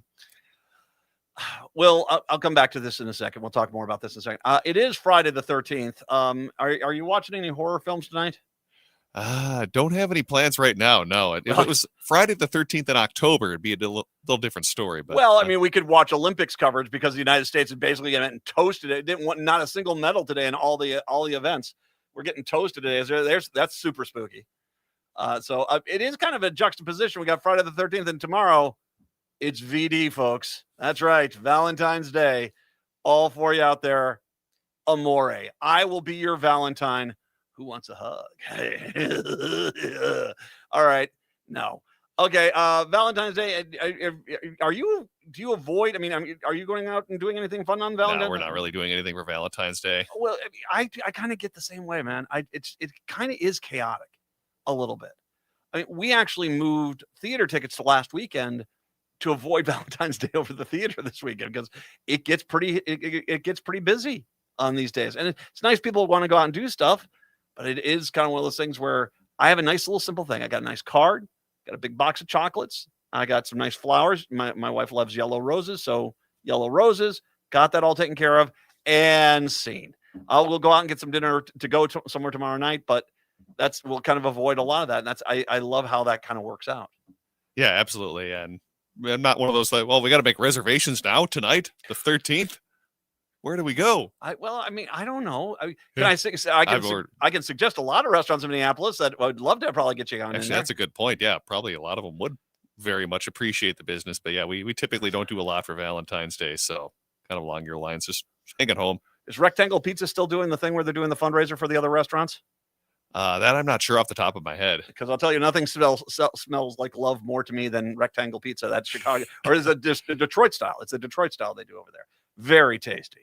And helping out the community, turning out a Detroit style pizza. That's hot, man. Helping out the people is hot. That's what that is. Thank you. 952. Happy Valentine's. I hope you have a nice Valentine's Day. And if you are in one of these cities which has been hit by these ice guys, get out to these restaurants. Show some support. Give a nice tip. Show some love. How about I say it like that? Show some love. 952-946-6205. So we have to get into, speaking of ice, we have to get into, once again, the Venezuelan snow shovel attack force that resides in North Minneapolis, who, okay, you're not going to believe this. They're apparently dropping all charges against them, because I want to remind everybody what the story was. ICE agents just trying to do their job were all of a sudden jumped by a gang of Venezuelan snow shovel wielding ninjas in North Minneapolis. Because I think about snow shovel, acumen in fighting styles, I think of Venezuela. A Venezuelan snow shovel attack team that basically disarmed him with their snow shovels and were ready to kill him with a broom. There was a broom involved, which brought in Quidditch. I think we decided Quidditch was also involved. The Quidditch attack team also showed up. And barely able to, he was on death's door. He had to fire off a shot just to save his life and shot somebody. And this was the case. Now, mind you, what ended up happening is, because of this whole thing, there was a bit of a kerfuffle in North Minneapolis where they ended up stealing some of the FBI's cars and gear. This brought up the point of, guys, I live here in Minneapolis. I wouldn't mess with North Minneapolis, man. I don't know what you guys were thinking, but yeah, that didn't go too well for you. But anyway, they had this story. The Venezuelan snow shovel attack force descended on these poor innocent ICE agents. And if you remember correctly, immediately there was, wait a second here, he was shot through his door. He was shot through, wait a minute, what are you talking about? He was just out of luck as you were getting ready to be Quidditch to death. What's the name of the little silver ball? Do you remember that from the Harry Potter? Oh, I know what you're talking about. I can't think of it either. Yeah. God, it's a good joke reference. Anyway, never mind. Never mind. Weasley. Okay. Snitch. It's the snitch. Right as the snitch is about to take out the ICE agent. Weasley. So all of a sudden it wasn't that. There was no snitch. There was no Quidditch. There was no, choreographed Venezuelan snow shovel attack force. It was just an ICE agent shooting through a door at a family inside the house. All right. Federal prosecutors in Minneapolis have moved to drop felony assault charges against 2 Venezuelan men, including one shot in the leg by an immigration officer, after new evidence emerged undercutting the government's version of events. I'm sure that Christie and Pam Bondi and little Hitler himself, Pavino, they're all going to come on out right away and start saying, oops, I guess we were, and they're not going to say anything because they're all a bunch of freaking cowards. Oh, okay. In a filing Thursday, the U.S. Attorney's Office in the District of Minnesota said newly discovered evidence in the criminal case against Alfredo Alano and Julio Cesar Sosa Salas is materially inconsistent with the allegations against them, aka the evidence that we have doesn't match anything that we said that they did. The government's motion asked the judge with dismissal with prejudice, meaning the charges against the 2 men cannot be resubmitted because they basically found the evidence that the ICE agents weren't attacked by a Quidditch or snow shovel attack force, that they basically just started opening fire on a house. The pending dismissal comes after a string of high-profile shootings involving federal immigration agents. Dozens of felony cases against protesters accused of assaulting or impeding federal officers have also crumbled because they basically lied the entire time. And reminder, we talked about this yesterday. They went out and, against the will of the protesters, took photos of them like they were a trophy fish, and it was posted on by Pam Bondi and the DOJ and Homeland Security as the worst of the Minneapolis worst, violently attacking, and none of that was true. None of it was true. Sue their butts into the ground. As an immigration officer chased and tried to arrest him, the government claimed Alhorno became violent and resistant. As the officer and him struggled on the ground, the other man came out of a nearby apartment and attacked the officer with a snow shovel and a broom handle. The complaint alleged the officer, who was not named in the court filing, then fired his handgun, striking the guy that came out of the apartment, not the guy who was chasing, in the upper right thigh. The men then fled to a nearby apartment where they were later arrested. Tuesday's one-page motion seeking to dismiss the charges did not detail what new evidence had emerged, but cracks began to appear in the government's case during a January 21st court hearing to determine whether the accused men could be released pending trial. In court, the ICE officer's account of the moments before the shooting differed significantly from testimony from the 2 defendants and 3 other witnesses. The ICE officer's account of being assaulted with a broom and snow shovel were also not corroborated by the available video evidence. The 2 men denied assaulting the agent with a broom or a snow shovel.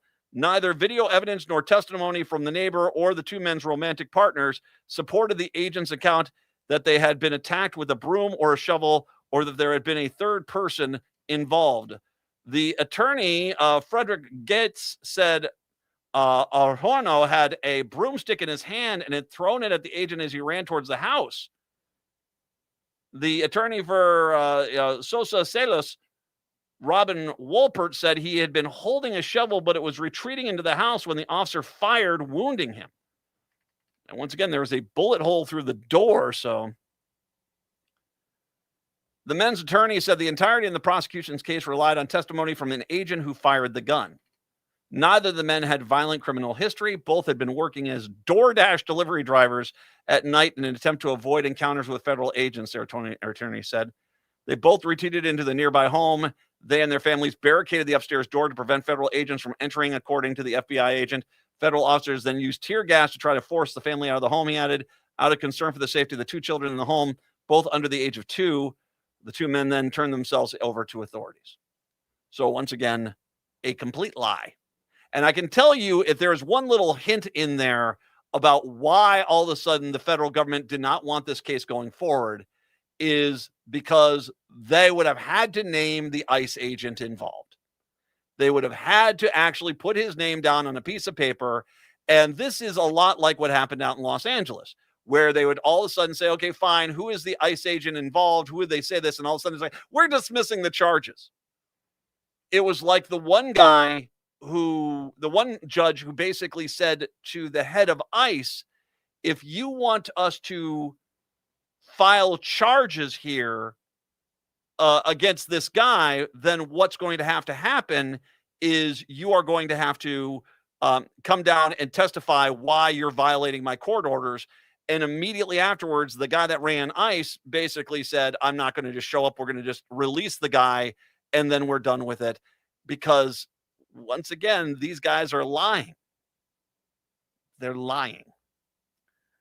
So here it is. Once again, the I don't know. Can I give us credit for the fact that within seconds of us hearing about the Venezuelan snow shovel attack force or the Venezuelan Quidditch squad roaming North Minneapolis, everyone here at the station like, okay, that didn't happen. that didn't happen. That didn't happen. Is this your Canadian girlfriend? Was she almost ready to kiss you? That would have been so hot. Oh, of course, that's science fiction because any ICE agent actually kissing a girl. Come on. That's not good. Virgins. It was a good story, though. Next time, try it a little bit there. Maybe don't be watching TBS's never-ending marathon of Harry Potter before you come up with that story, okay? Maybe not watch the end of Home Alone before you come up with that story, okay? Oh, well, they were going to shoot this rocket into space to go out there and blow up the meteor. Thank God I shot it because they were going to kill me all. Okay, that's Armageddon. Stop it. Stop it. He had a car and he had a grappling. That was Batman. Stop it. Stop it. It wasn't him. It wasn't the Venezuelan Batman. Although I'd be up for that movie. When's Marvel going to field my phone call? Oh, I take that movie as well. Yeah. You got the multiverse. Give me a Venezuelan Batman. Okay. Oh, 952-946-6205. 952-946-6205. We'll take a break. Come on back. It's the Matt McNeil Show here on your Friday.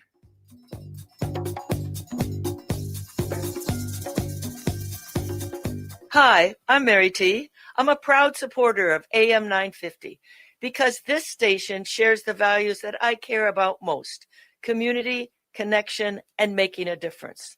Just like AM 950, I believe in using our energies, our resources, and our voices to lift up others.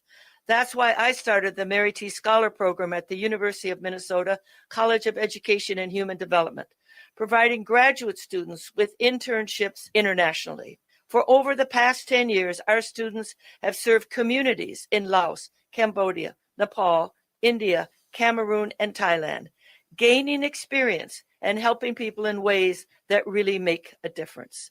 Supporting AM 950 fosters conversation, awareness, and action in our communities. It's about shared values and believing that together we can make a difference. Visit marytinc.com to learn more about the work that we do. Blue Man Group's North American Tour is coming to the State Theater February 13th through 15th. Dive into the thrilling Blue Man Group experience, a blend of captivating music, interactive art, and audience engagement.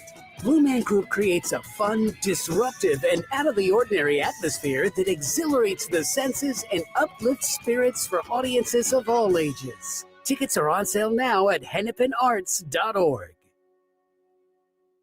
Greg Bakken here. I've told you about the out-of-the-world roast beef sandwiches at Maverick's Real Roast Beef, but I haven't told you about their Philly steak sandwiches, turkey bacon avocado sandwich, BLT, crispy chicken, fish sandwiches, brisket, or pulled pork. Okay, you get the idea. They make a lot of delicious food to the same standard as their famous roast beef sandwiches, and now I'm starving. I'm going to go to Maverick's Real Roast Beef off Lexington and Roseville, and you need to go too. Check out their menu at mavericksbeef.com. Hi, this is Frank Brown of Minuteman Press Uptown with a question for our listeners. How important are business values to you? When you need high-quality digital print, it matters who you work with. You see, Minuteman Uptown is unique.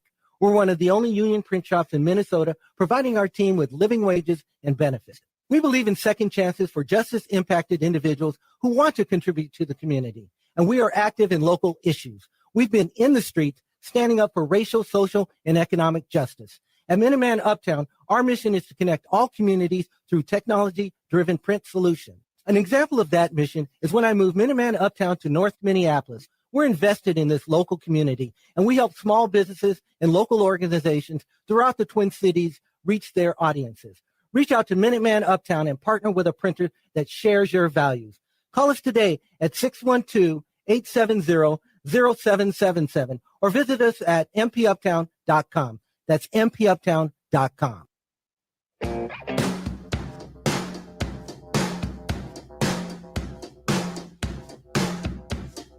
It is the Matt McNeil Show on AM 950, the progressive voice of Minnesota, and BAM, Blue Amp Media at blueamp.co on Substack.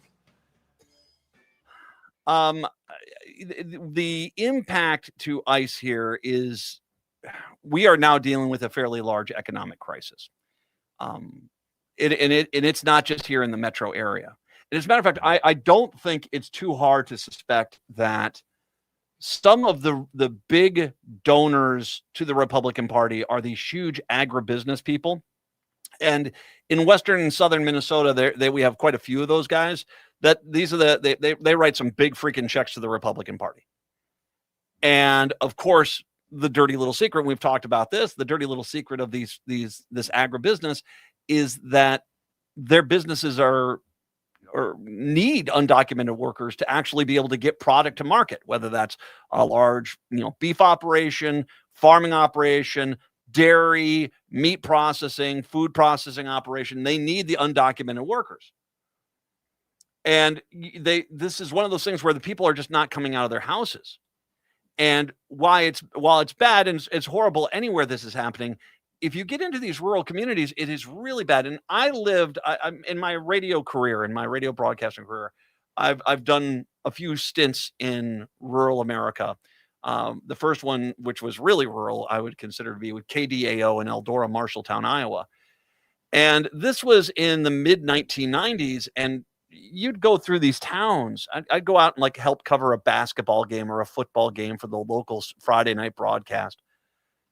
And I drive through these towns out in the middle of nowhere and empty storefront, empty storefront, empty storefront, empty storefront. And it was bad.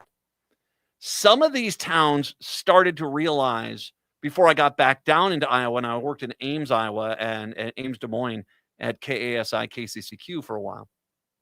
And I'd still go back out into these rural communities. Some of the communities kind of realized, well, these undocumented workers, they're here until November, and then they generally come back in February or March.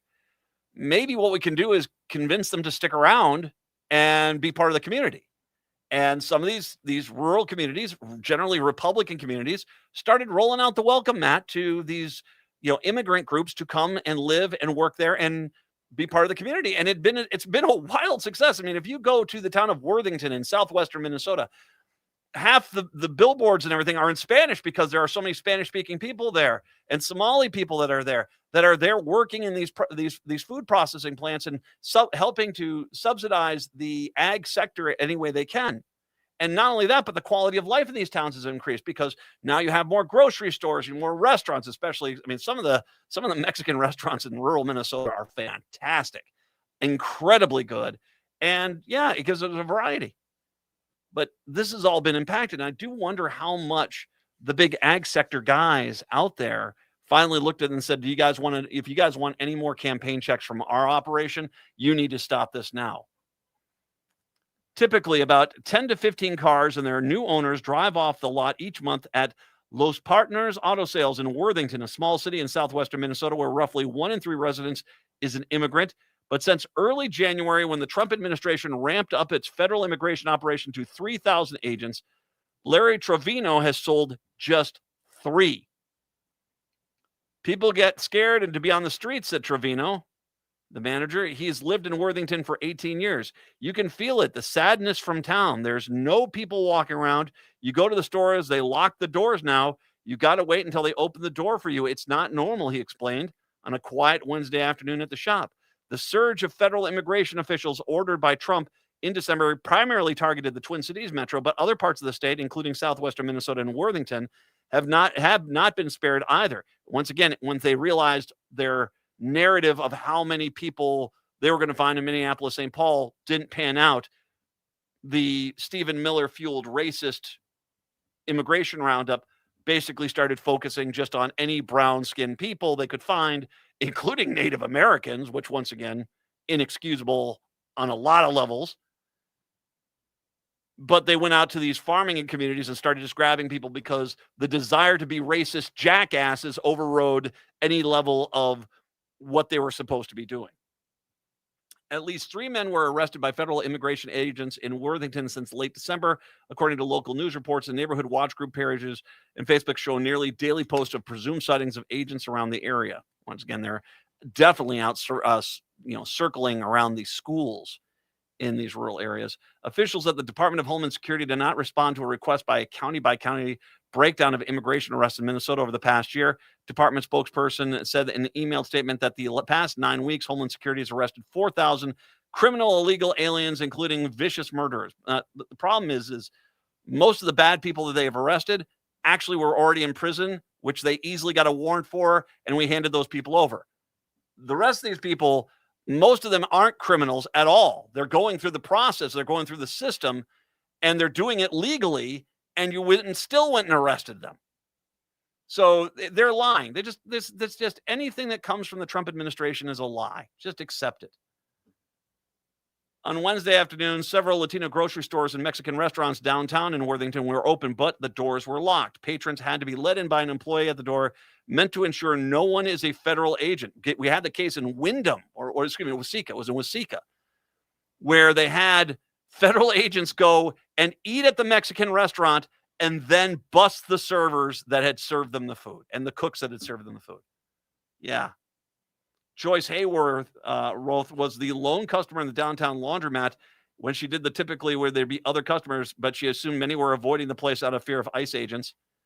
At Tienda Tacina, number 2, a corner store downtown, cashier Laura Hernandez says businesses almost entirely depend on what's been posted on social media that day related to ICE sightings. On the days that a lot of stuff is online and around those days specifically, that's when people just won't come on out. Jamie Salinas, CEO of the Worthington Chamber of Commerce. Once again, this is a small town out in southwestern Minnesota. He said that the other city officials have had to spend time dispelling unfounded rumors about specific spots in town over recent months. A local college baseball training inadvertently sparked fear when people reported that online networks an unusually high number of out-of-state plates in the city parking lot. Everybody's just trying to stay ahead of everything and trying to keep an eye out for everyone around here. At the top Asian food and deli down the street, cashier Christian Roche said the Saturday that Alex Preddy was killed by Border Patrol in Minneapolis, very few people came through the downtown. When he drove past the Walmart, he said the parking lot was pretty much empty. Maybe Walmart's making some calls now, if you think about it. Would I be surprised? Trust me, that's a company that pays attention to their bottom line. The owner of a downtown bakery said business is down roughly 50% since the beginning of the year. Sales are down around 70% at the RJ Music Store owner, according to that owner as well. High concentrations of Latino bakeries, markets, and clothing stores typically bring customers, including many other immigrants from St. James and the surrounding communities. Now no one is leaving their house or leaving their neighborhoods. This is the legacy that we're going to see. You are going to see in these small towns where back when I was first working down in small town America, and there was a lot of empty stores, and these communities changed and realized there's value in welcoming in these people who are here to work for us, and they did. And now you're going to see restaurants and stores and businesses in the return of empty storefronts in these communities because the Republicans did this to them. which is why I think it is incredibly important. I think it's insanely important for anyone in the Democratic Party anywhere in this country. I remember the story that was out of Wisconsin and had to deal with raids in Chicago. But the worker groups did numbers on people that were refusing to go into their jobs in rural Wisconsin because of raids in Chicago. And they basically said, if you're within 250 miles of a raid, that's going to keep you at home. And it doesn't matter how many beat red sheriffs and county commissioners and mayors come on out and say, hey, I talked to the boys, guys, you're going to be okay. They don't trust you because the Republicans did this to them. And you're all proud Republicans. This is why I think, and trust me, in every district in the country this year, we should be running candidates against Republicans. I don't care if it's a plus 20 Republican district, a plus 25, a plus 30.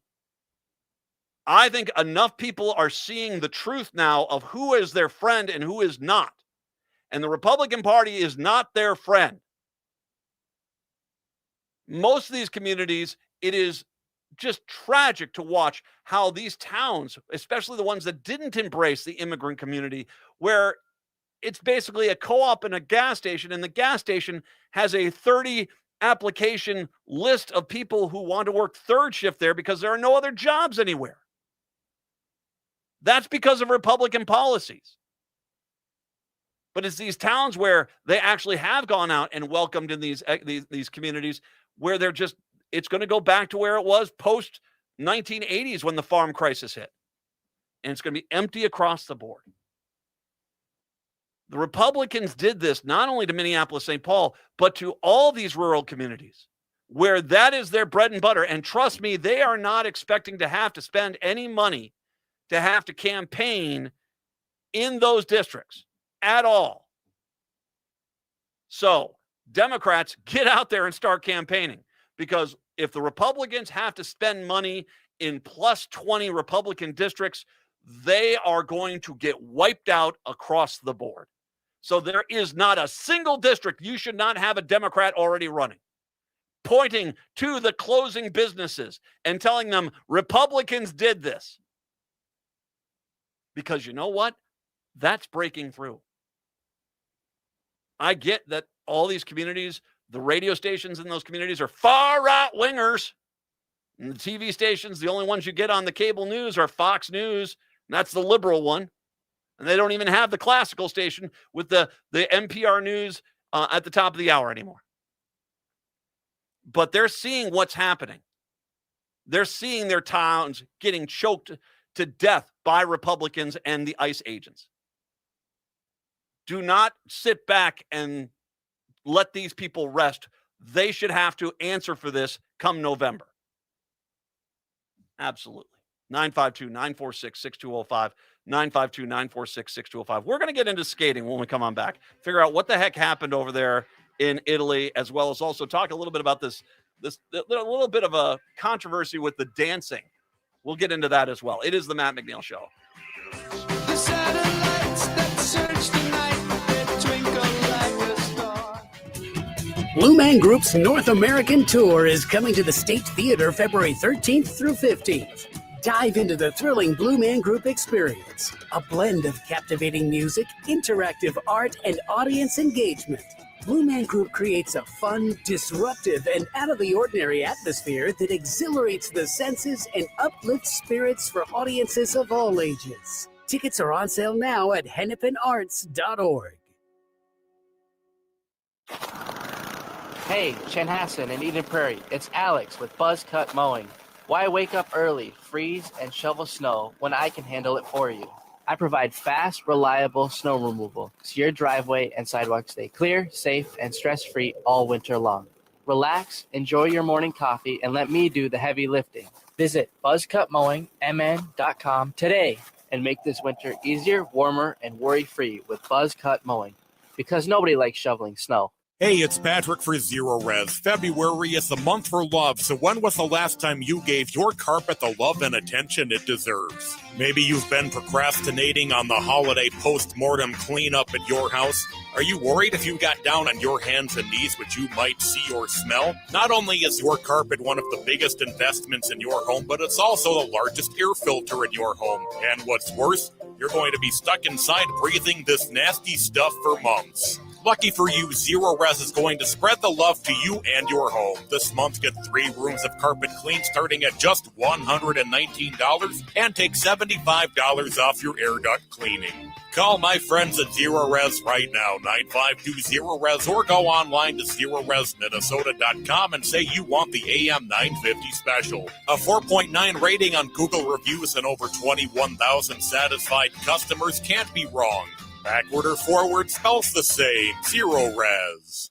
AM 950, KTNF, St. Louis Park, Minneapolis, St. Paul. Would you let animals pick your insurance? Do you really need to experience mayhem to get the best rates? Or how about a celebrity quarterback or fake university saving you money? There's a lot of marketing stunts when it comes to insurance, but what you really need is someone looking out for you. Call Array Insurance, and they will work hard to find you the best insurance coverage and rates. So avoid gimmicks and call Cheryl at Array, 763-504-3067, or arrayinsurance.com. Array Insurance, working hard for you. My name is Major John Wesley Powell. It's 1869, and I'm leading a motley crew down the rough waters of the Grand Canyon in the name of America, and to name everything we see after ourselves.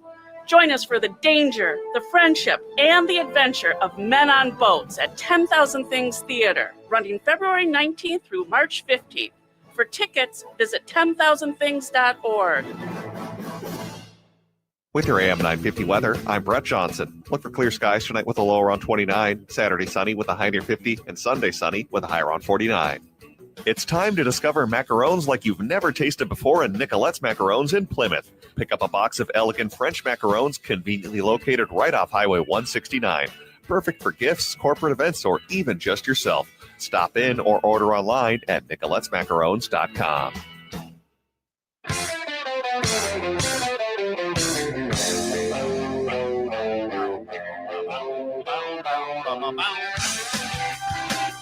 It is the Matt McNeil Show. 952-946-6205. So I thought we were going to be talking about something positive today for the most part, but I apparently not. So, Brett, so the deal is with our skating guy. Was it Ilya? Do you know how you say his name? Unfortunately, I do not. Well, thank you. I would probably butcher it more than you would. Well, I am not good at names. Ilya Malinin. Ilya Malinin. Just FYI, he was going for the gold. He had a massive score on the technical. That was like 3 days ago. The finals were today in Italy. He finished 8th. And the reason why, apparently, is many of the ladder skaters, a lot of the ladder skaters had to skate on ice that had already been chewed up pretty bad by the previous skaters. It doesn't sound like they didn't, because, okay, so the Kazakhstani guy, I mean, I've been kind of paying attention to this. He was leading it about before I even started the show. And if you think about it, they're going in from the lowest technical score to the highest technical score. So that's why Malinin was going to go last. He kind of got up there, got a nice score. I mean, I'm not going to take anything away from the Kazakhstani guy. Only the second medal they ever got in skating. And I think it's only the second gold medal they ever got in the Olympic Games. So national hero, you know, you're going to punch your ticket, dude. But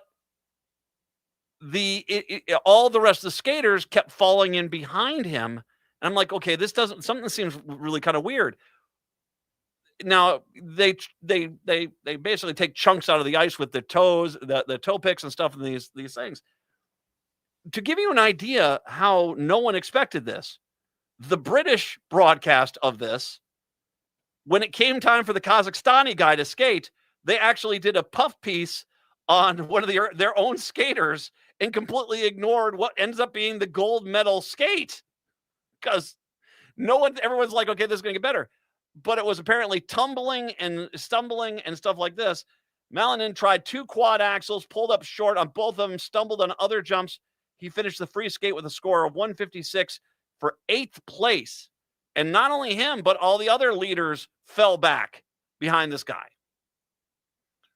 So that's apparently what happened. So if you're going to watch, and considering everything we did today, we didn't get a single medal today. No bronze, no silver, no gold. Everything we did today, we lost and lost badly. It's Friday the 13th, kids. Wow. I was not expecting that. I'm going to presume there's going to be some questions about this. In the same sense as that there are some questions about the ice dancing. Did you watch any of the ice dancing at all? I just looked up, though. There was more controversy with that as well. Yeah. The French team, it sounds like. Well, Madison Chalk and Evan Bates, they were fantastic. Now, I will say I watched on the team dance. I watched both of the French and the Americans do both of their dances. Because I took some dance lessons. I like dancing. It's kind of fun. And I came to realize the reason why some of the better skaters and ice dancing are older is because you really need to know your partner, because it's dancing on ice. It's not skating and you're dancing. It's dancing. You have to be a good dance partner. I watched both of them. You can call me a homer, fine. I'll be a homer. I thought Chalk and Bates were better. They're a cute story too. I thought they were better. I was a little surprised they ended up getting the silver. Now we find out that there is actually a problem here. Now, I don't think anyone is going to be calling for the stripping of the medals. I think what's happened has happened. I want to be very clear here. I'm not putting anything forward on the men's skate because I haven't seen it. So I don't know how bad it really was. I'll be watching that. Maybe you'll watch a little bit of that tonight. But it very quickly, Malinin, he basically went over and congratulated the Kazakhstani guy. So, I mean, I don't think that there's going to be anything there. I think that's more of a process with the Italians, why you didn't send the Zamboni out there to, fix the ice at least once during the men's skating competition. Because it became it's like a skier, because when it starts snowing halfway through a ski race, the people that went first get the advantage. Well, that was the same thing on the ice. The people who skated first got the clean ice and so had much better skates. So you have that. But going back to the pairs here, the International Skating Union is now defending the integrity of the Olympic ice dancing judging after a single judge's scoring gap became central to the outcome of the gold medal contest. And you're not going to guess, yes, the judge was the French judge. In a statement released on Friday, the governing body rejected suggestions that the judging system failed during the competition, in which France's Laurence Fortuné-Boudet and Guillaume Sejean. That made it sound good, at least. That's not even close. Narrowly defeated the Americans Chalk and Bates in one of the closest and most disputed finishes in the Milano Cortina Games. It is normal that there be a range of scores given by different judges in any panel, and the number of mechanisms that are used to mitigate those variations, said a spokesperson. The ISU has full confidence in the scores given and remains completely committed to fairness. Under the ISU's judging system, the highest and lowest scores of each element of program are automatically discarded before the remaining marks are averaged, a process known as trimmed mean, which is designed to reduce the influence of outlying judging. We saw this. We know this because of what happened in past Olympics where judges were fixing the scores. So they took this kind of away. The Guardian, which is designed to reduce the influence of outlying judges, ISU officials said the Guardian that meant the number that French judge highest marks were effectively discounted from the final calculation. The reassurance comes as scrutiny focuses on the scoring submitted by the French judge on the 9-member panel of the free dance. The judge awarded the French pair nearly 8 points more than the American team, a margin large enough that had the score been excluded, Chalk and Bates would have been moved into the gold medal position. Under current rules, teams have limited avenues to challenge the rule results. Basically, what they're saying is that the French judge intentionally inflated the French score and intentionally deflated the American score. And so even though that their score was thrown out, it basically gave, because of that, it preserved the French couple being able to get the gold medal. The controversy has renewed debate about the subjectivity of the figure skating scoring. I was looking at this a little earlier in a chart that they posted with all the judges' scores, and it was absolutely kind of one of those things where, yeah, it does indeed seem very improbable that this chart does not seem to be legit. That you can, let me show it here. Okay. Let's see. I can't show it on the screen here. I won't do that.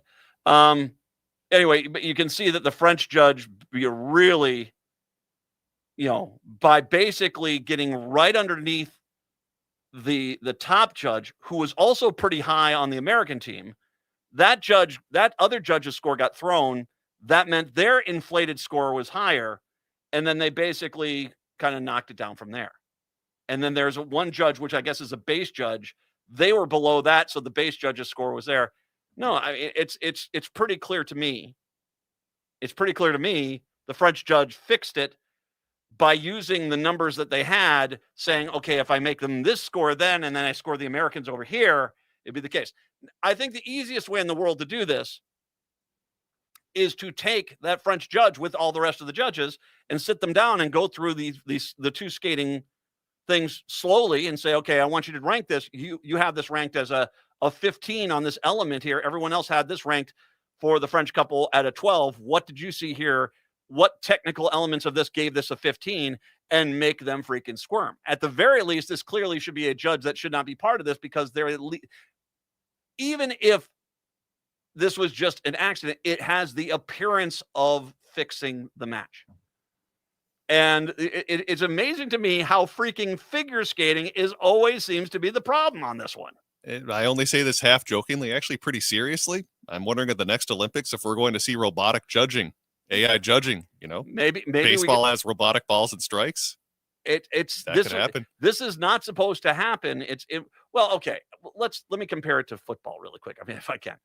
Football, they changed all the rules to prevent the Dallas Cowboys and the San Francisco 49ers from winning it every single year, because they were consistently winning it because they built teams. So they changed the way things got played and made changes to do this. But then comes the freaking New England Patriots, and they ended up winning all those titles. Granted, Brady was a pretty good quarterback, but at the same time, that was not supposed to happen. That's the same thing here. You change the rules to take the human element out of this to prevent somebody from being able to fix the score. And I'm not saying she did, but it kind of looks like she did. It looks like she figured out, well, if I give them this score and I give them this score, well, then my averages, it doesn't matter what they actually skated, it will go the other way. So I am sure social media will have nothing to say about the figure skating in this country. Let me get a crash helmet on beforehand. Before I go into the break here, Comrade Carol is calling me. Comrade Carol is in Minneapolis, St. Paul. Hello, Carol. Hi, Maddie. I just love your show. I never miss it. And I just wanted to say two quick things, one sentence each. First of all, from one of our biggest fans, I want to wish Nancy Nelson a very happy birthday. Happy birthday to Nancy. Today's her birthday. It is indeed. Thank you so much for having her on to guest host for you occasionally. I love hearing her. And the other thing is, I want to wish all of you at the station and everyone listening, especially terrestrial radio listeners, a very happy World Radio Day. Today's that too. It is the 13th. Well, wonderful. Carol, thank you very much. I appreciate it. Thank you very much for listening. I appreciate all the very nice words. Nancy Nelson is absolutely possibly the nicest human being I've ever met in my life. She's still doing love letters, I think, over at Chanhassen Dinner Theater for a few more shows over there. She's not only does acting. I mean, I'm a one talent hack. She can do like everything. She's brilliant. So happy birthday, Nance. Love you, dear. And happy Radio Day. Yes, because nothing screams modern technology than pumping energy into a big metal stick to create a wave signal. Do you think it's fitting they made a World Radio Day Friday the 13th? Hey, look, It's the Grim Reaper just waiting over my shoulder for some reason. All right. Dancing when we do come on back. We'll do that into your weekend. It is the Matt McNeil Show. When I first knew This is Chad, owner of AM 950. I've been telling you about my friends at Snap Construction, who are arguably the most well-reviewed exterior construction company in the metro. Don't just take my word for it. Take a look at all their reviews online. Winter is the most cost-effective time of the year to complete your construction project. A majority of Minnesotans choose to have their work completed on their home in the summer when they should be enjoying the weather. As a result, the demand for labor in the summer is much higher. The most cost-effective way to improve or restore your home is in the winter due to the lower demand. Right now, Snap Construction is offering an additional 30% off of labor to the AM 950 listeners on your next construction project between now and the end of February. Call 612-333-SNAP and mention AM 950 for an additional 30% off. As always, Snap Construction stands by their work with a lifetime craftsmanship warranty. Don't wait to get a free estimate by calling 612-333-SNAP or find them online at snapconstruction.com. Financing options available. Oh, this is Robert Pilot. For Native relatives, healing is more than just sobriety. It's reclaiming Indigenous masculinity as a sacred, balanced force. Join Hunter Thundercloud for Native Roots Radio presents Controlled Fire. We explore how personal recovery uplifts our communities. It's time men step back into roles as mentors and spiritual leaders. Recovery is collective, and it starts with us. Tune in the first and third Wednesday of every month at 6 p.m. for Native Roots Radio presents Controlled Fire. Let's tend the fire together. At cause-cart.com, every purchase supports makers, artists, and social impact brands, creating a ripple of good with every gift you give. From handcrafted jewelry and self-care essentials to one-of-a-kind art, find something beautiful that gives back. Shop with heart this Valentine's Day at cause-cart.com, where every gift tells a story of love and impact. And right now, Cause Cart is offering free local delivery in Hennepin, Ramsey, and Washington County until February 13th. Just choose Pickup Option at checkout to take advantage of this complimentary delivery option. When you shop with Cause Cart, you're supporting artists, nonprofits, socially conscious businesses, and yourself. Every item reflects a commitment to positive change. Cause Cart uses biodegradable and recyclable packaging and invests in carbon credits. Shop with heart this Valentine's Day at cause-cart.com, where every gift tells a story of love and impact. Are you planning a gathering for your family, friends, or work? Then reserve space at the Park Tavern. The Park Tavern offers private and semi-private spaces, and they can accommodate any size party, large or small. They have bowling, food, and beverage packages for any budget. And remember, there are no room fees and no minimum spending requirements. And for more information or to schedule an event, call 952-929-6810 or go to parktavern.net. Make your next get-together the best get-together with help from the Park Tavern.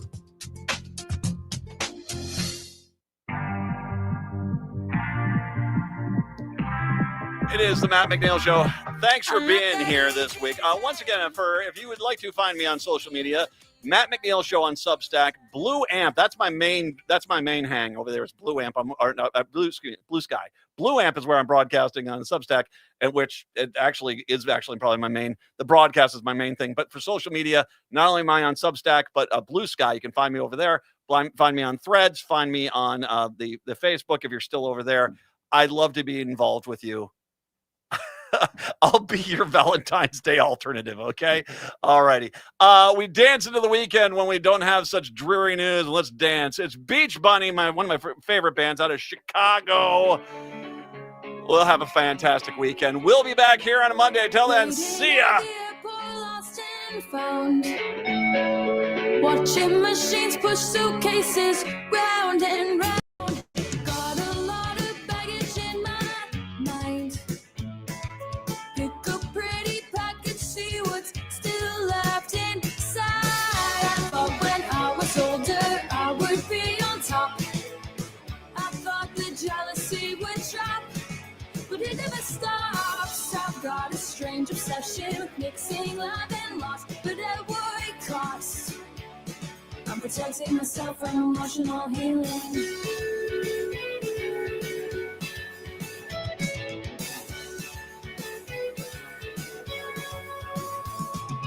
Got a lot of friends inside my brain, heading high.